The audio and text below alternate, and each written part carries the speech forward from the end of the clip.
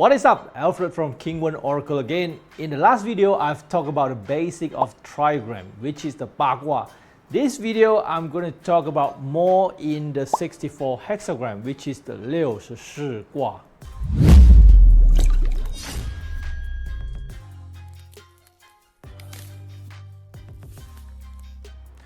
Fuxi, the first king of China, revealed Bagua, and King Wen, the founder of Zhou dynasty, reorganized and appended the trigram and lines. Fuxi created Bagua with 3 lines, which is the 8th trigram. It also named as single hexagram. King Wen appended the trigram and make it 6 lines in total.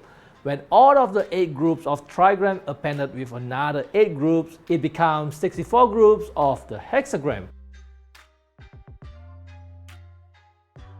While I'm saying that King Wen appended the trigram, this statement has many arguments.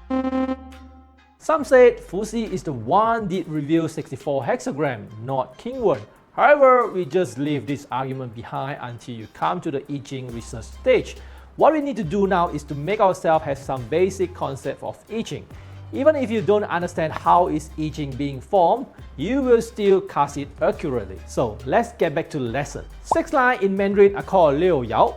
So it has commonly called as 六爻卦, and it also commonly called as 文王卦. But to make everything simple and easy, in English we call it trigram when it has only 3 lines, which is the Bagua in Mandarin. Ba means 8 in English, and Gua means the symbol of the lines. This make up Bagua as 8 groups of trigram. On another side, when it has 6 lines, we call it hexagram. When it has 6 lines, it called 64卦 in Mandarin.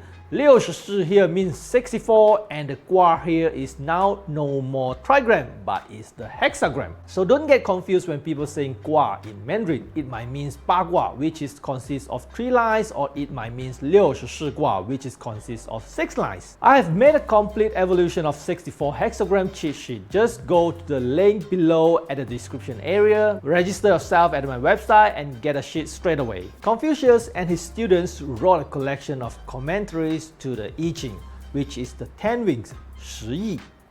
10 Wings has a total of 10 collections. In one of the collections called the Sequence of the Hexagram, 序卦传, Confucius and his student divided hexagram into 2 groups, which is the upper 30 hexagram and lower 34 hexagram. With the collection of Wing 9, the sequence starts from Qian Heaven as first hexagram and incomplete Weiji be the last sequence of the 64 hexagrams.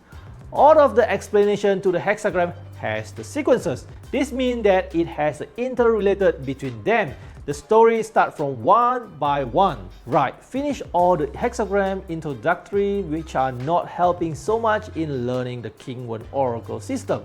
We shall start to dig more about King Wen Oracle system. In King Wen Oracle, we don't need to have this kind of sequences as I mentioned earlier. You don't even need to memorize any of the hexagram and the hexagram names. Keep watching and you will understand how easy and effective if using King Wen Oracle comparing to just using I Ching Oracle. In the Oracle system of King Wen divination, the 64 hexagrams are divided into total of 8 palaces. You can think of the palace as a kind of family. Each palace has a leader. The leader is formed by the 2 exactly same trigrams. These are the 8 leaders of each palaces. You may see that the lower trigram and the upper trigram are exactly the same. This type of hexagram has a special name. It's called the pure hexagram.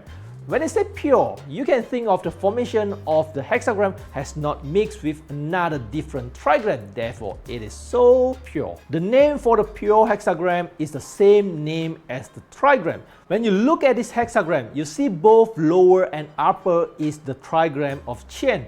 Therefore, this symbol is called Qian hexagram instead of Qian trigram. Since Qian hexagram is the leader, so the palace will be named as the leader. This is Qian Palace. The name of each pure hexagram applies the same as I have shown, which this is Tui hexagram with Tui Palace, Li hexagram with Li Palace, Zhen hexagram with Zhen Palace, Xun hexagram with Xun Palace, Kan hexagram with Kan palace, Gen hexagram with Gen palace, and Kun hexagram with Kun palace. This part only important if you're trying to plot the keyword oracle manually. We are in the modern era that gets overwhelmed by the internet nowadays. We could simply get a diagram plotted over the internet. At this stage, we shall just understand how it works will be more than enough. A house with just a leader itself is not complete. Or you could imagine that just the leader itself is so lonely. So now we need to get some member into the palace. You can imagine that each leader will need to find or generate his own member and put them into the palace. This generating process is called the evolution of hexagram. No matter it's in I Ching or Keyword Oracle, first line always start from the bottom, then the second line, the third line, the fourth line, the fifth, and the upper line. In the Book of Change, it doesn't call here as sixth line, but called the upper line. So if you buy some I Ching books from the bookstore and you see the upper line, you shall understand it is saying the sixth line. But it doesn't really matter when coming to Keyword Oracle. We use this tool to apply on prediction, not in writing the I Ching literature. There is only two types of line, one with a full straight line and another with a discontinued line. A full straight line represents the yang, and a discontinued line is the yin. In the Book of Change, they don't call it yang first line or yin first line. They call it yang as 9 and yin as 6. I know it seems a little bit confusing here, and it may seem all the numbers are mixing around, but here is just some basic part of I Ching that I wanted to share here. It really doesn't matter if you don't get it right now or in the future. You will still get a very accurate result if you totally ignore what it is. Why the yang is called as 9 and yin is called as 6? Both 9 and 6 are actually derived from the yellow stocks. I'll make an explanation in another video. Remember to subscribe and stay tuned with me. So let me show you how the Book of Change called each line in heaven trigram. This first line is the yang line, so it's just called the first 9. Then the second line is 9-2. The third line is 9-3. The fourth line is 9-4. The fifth line is 9-5. And now guess what to call for the sixth yang line here? 9-6, right? That is incorrect. In the Book of Change, they call it upper 9. Remember, I did say that there is no sixth line in the Book of Change, only the upper line. So if in yin line appear on the hexagram, then we shall start with first 6, 6-2, 6-3, and so on and so forth. But this is just to get you an idea how is the statement called in I Ching, so that if anyone here or any of the beginner when they read I Ching, they could straight away understand what does it means in the book. But I would like to remind you again, memorizing all of the I Ching numbers won't make you more accurate in divination. So when you see me and talk to me next time, you can just go with the first, second, third, fourth, fifth, sixth line will do. I can guarantee that it won't affect the accuracy in divination at all. Right, let's look back on this evolution process. First of all, from this original palace where the pure hexagram is, the evolution starts at the first line. Then it evolutes again at the second line.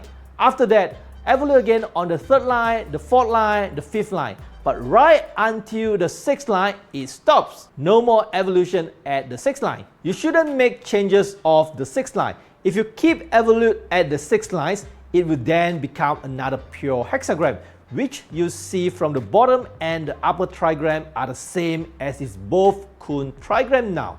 Kun hexagram is another pure hexagram and it has its own family. It doesn't belong to Qian hexagram. If you can still remember, I said that each palace has a total of 8 members or 8 hexagrams, and now it has evolved to only 6 members. We need to have 2 more members, but we can't evolute up further. So how can we evolute and generate another 2 hexagrams in order to complete the palace? Since we can't go up further, what about we make a reversing? So we change the fourth line now back to yang at this stage. This type of hexagram that involved in this kind of reversing evolution has a specific name. This specific kind of hexagram is called Wandering Soul hexagram, 游魂卦. What is called the Wandering Soul? Let's look back at the previous change. We can see that all the change made are inverted from the leader hexagram, which means The original line of the yang line had evolved to yin line. Now at this wandering soul stage, it again reverts the yin line back to the yang line. This process makes the fault line back to the original position. But you can see that the fault line is at the position of the upper trigram. The upper trigram is also known as the external trigram or outer trigram. So this implies that it does look like a person's soul is still wandering outside of the house, not being back to the internal trigram yet. The internal trigram also is known as the lower or the inner trigram. Therefore, it's called the wandering soul hexagram. Remember this point out, in every palace, the 7th move of the evolution will be a wandering soul hexagram. Let's go for the last move of the evolution. The last evolution involved an all change process, which means starting from the 3rd line, it makes change to the rest and the 2nd and the 1st line back to its original states. This final evolution of hexagram does have a specific name too. It's called the returning soul hexagram. As the previous evolution progressed, it is wandering at the external trigram. Now, since it has changed all the line back to the internal trigram, it is now from wandering state back to the returning state. So this is the complete evolution of the Qian Heaven hexagram. The process of evolution applies exactly the same to the rest of the 7 palaces. Here is the important part, but not as important that you need to memorize it. In the Qingwen Oracle system, when we try to explain the prediction answer from the hexagram, most of the time we need to use a reference point to start up the analysis. The startup point may start up from the self line. For example, you need to check how can you get back your debt by tomorrow. Self line can be represented as you yourself, which is the querent. Up to here, if you don't really get what a self line is, don't worry about it, as I will talk more in the later episodes. What I want you to know here is there is a self line that appears in the hexagram, which may be used as a startup reference point for the prediction. Every of the hexagram has a self line, and the self-line is derived during the evolution process. The first self-line appears at the bottom of each pure hexagram. When the second evolution is generated, then the self-line appears on the second line. After that, self-line appears on the 3rd line, then the 4th line, then the 5th line, and back to the 4th line and the 3rd line on the last evolution. That has basically covered all of the evolution process. We can understand that the evolution that derived from the leader hexagram will generate another 7 hexagrams. Although it seems like the movement of evolution of all the 8 groups of the pure hexagram are exactly the same, but they will never be repeated with the rest of the 64 hexagram. Each hexagram evolution is unique. Now, you may start to exercise drawing out all of the 64 hexagram with the step-by-step instruction as I have just mentioned. Once you have done all the 8 palaces, then congratulations, you have performed a manually generation of the hexagram. Remember, I have prepared a complete 64 hexagram cheat sheet for the ease of you. Just click on the link below at the description area, go to my website and register yourself and get a sheet straight away. If you enjoyed my video, give me a thumbs up. Subscribe to my channel and remember to hit on the notification bell. Comment down below and share out my video. I'll see you in the next video.